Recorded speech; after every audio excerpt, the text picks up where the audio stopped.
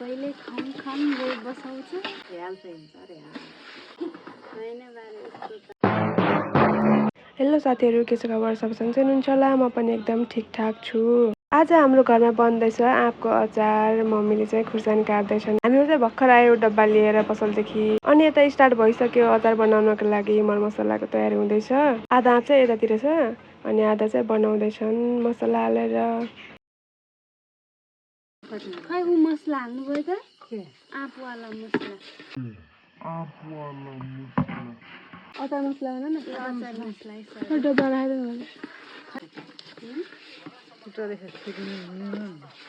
आवल निलिसके बन्न नपाउँदै पोखा पालन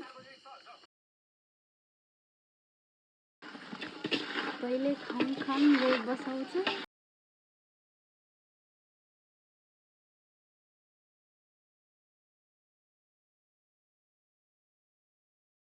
मेरो छोरीले हालेको भनेर खानु होला त।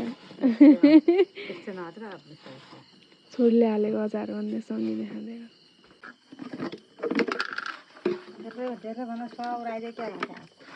तपाईँले भन्नु त कसले धेरै धेरै भन्नु पर्ने मैले त जति पनि हाल्ने भने हो कता कता पठाउने भन्दा माइल भाउलाई नै अझै।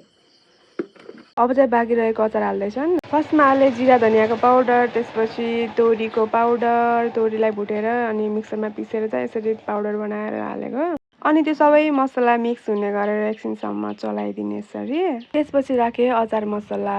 अचार मसला राखिसकेपछि हल्का कलर दिनको लागि कश्मिरी लाल मिर्च। अनि त्यसपछि राखियो तेलमा फुलेको मेथी र खुर्सानी। त्यसपछि राखियो स्वाद अनुसारको नुन। सबै मसला राखिसकेपछि त्यसलाई मिक्स हुने गरेर चलाइदिने।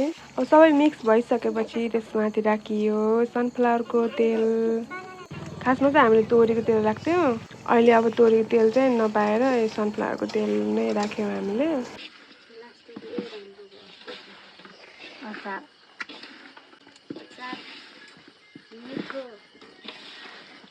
मसलाले अरू देखेर मुखबार छुराउनु तर आँप देखेपछि र अमिलो भए हाल्छ हिँड्छ अरे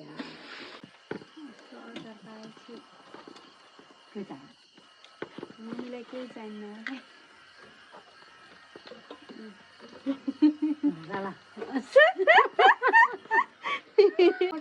उसको बेला गयो भने छोडिदिनु पर्छ होइन बारे यस्तो त हेर्नु त्यही भयो हातको मैले आज त छ अरे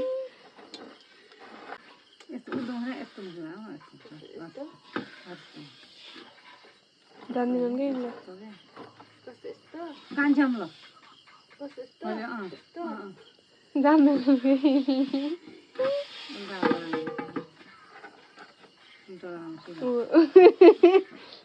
मन जान्दैन नि।